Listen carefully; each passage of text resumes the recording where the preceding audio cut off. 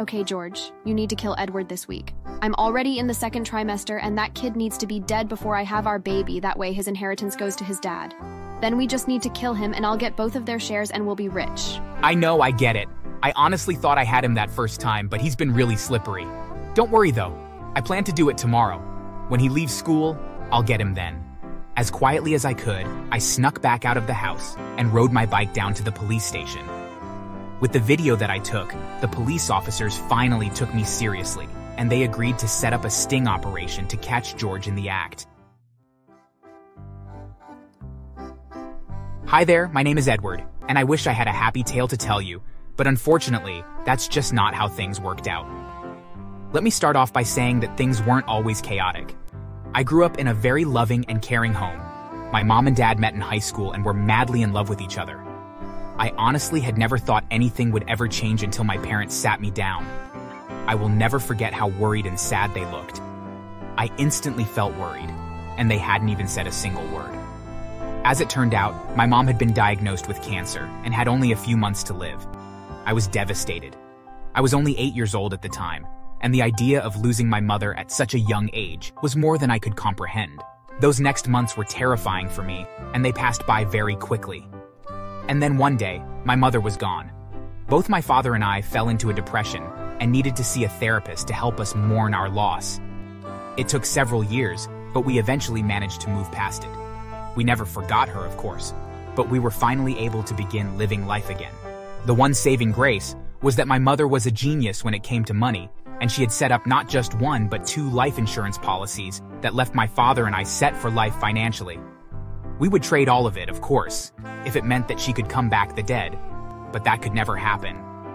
My father was given his share of the money right away, so that he could take care of the 2 of us. But I had to wait until I was 18 to receive my portion of it, which was okay by me. I didn't really need the money at the time, and I knew that it would help me out greatly when I was older. And so we kept living our lives. For me, I graduated from grade school, and then went to high school.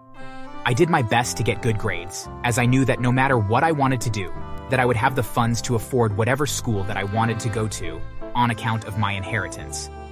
I could become anything from a doctor or a lawyer to an engineer or a business tycoon.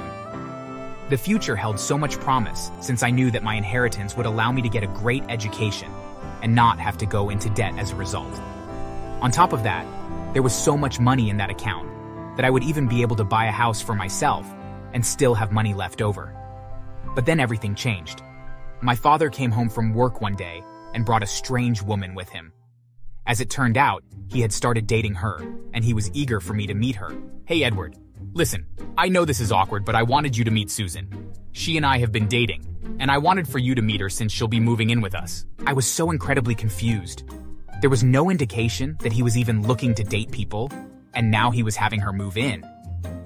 It's your choice, Dad, but don't you think you're moving a bit fast? No, Edward, I don't. I'm sorry that you don't understand, but this is very important for me. And so I kept my mouth shut, but things began to really progress in a bad direction.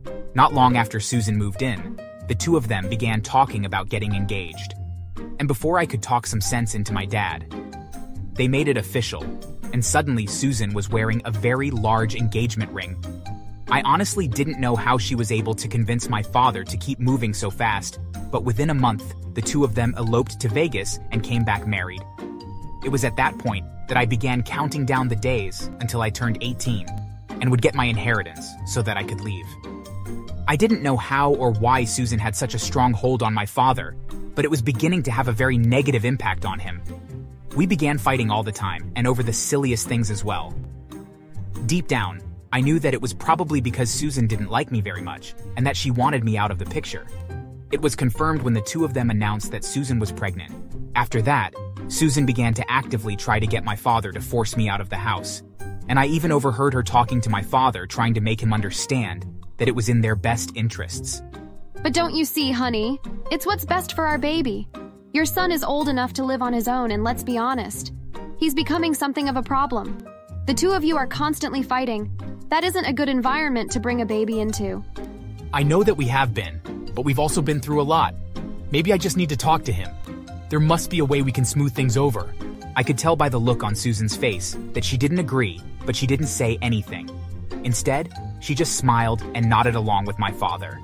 The next day, though, something incredibly odd happened.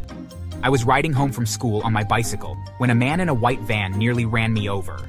I was on the sidewalk several feet away from the road, so it wasn't like I could be to blame for nearly getting into an accident, and so I kind of felt that it had been on purpose, and thankfully the driver had failed. I tried to tell my dad about the incident, but Susan kept distracting my dad and preventing me from saying anything to him.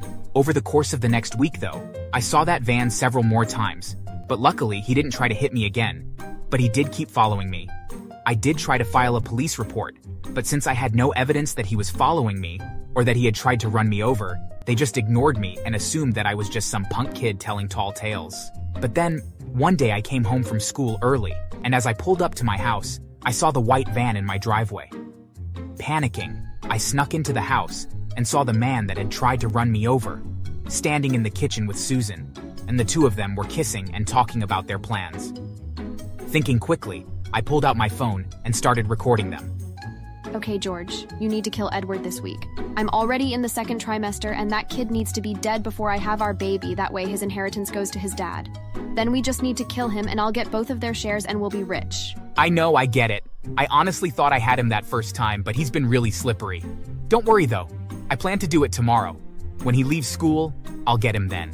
As quietly as I could, I snuck back out of the house and rode my bike down to the police station.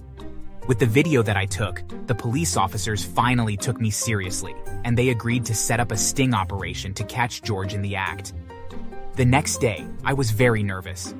Even though I knew that the police were protecting me, I was still worried that this George guy was trying to kill me. As I left school, he made his move, but before his van could get anywhere near me, he was surrounded by police cruisers and quickly arrested. For safety, the police gave me a ride home, where they also arrested Susan as she had planned the whole crime. My father was confused and tried to intervene until we told him what had really been going on. Why are you trying to arrest Susan? She didn't do anything wrong. Yes, she did, Dad. She planned the whole thing. She was going to have me killed so that you would get my inheritance, and then she was going to have you killed so that she would get all that money instead. Also, the guy that she planned our murders with, I'm pretty sure that he is the real father of her baby. I showed my dad the video that I had taken, and he was heartbroken. He couldn't deny the facts, and it hurt him greatly to know that he had brought her into our home and into our lives. The next few months were a bit of a blur as Susan and George went to trial for their crimes. George was sentenced to 15 years in prison for his part in everything, but Susan got the worst of it. Since she had planned everything, the judge was harder on her and sentenced her to 25 years in prison. For me, it was such a relief to know that they were out of our lives for good. On top of that, when she went to prison, they performed a paternity test on the baby and proved that it was George's kid and not my father's, which was a huge relief as well. Unfortunately, my father fell back into a depression as he had very nearly lost me, and he blamed himself for everything. It took him a number of years of therapy to finally realize that he wasn't to blame and that Susan was just an expert con artist and had brainwashed him. Even so, it took a lot of time and effort for us to work on our relationship, although I am happy to say that we have never been closer than ever before. My father has sworn off dating though, and while I don't think that that is a great idea, I can hardly fault him for that stance. As for me, I plan to start college in the fall to become an engineer, so I guess I was a bit wrong, and there is a bit of a happy ending to this story. Although, I would have much preferred if things just could have been less chaotic and exciting. Hopefully our lives will be a bit duller from here on out. Thanks for watching. Please subscribe.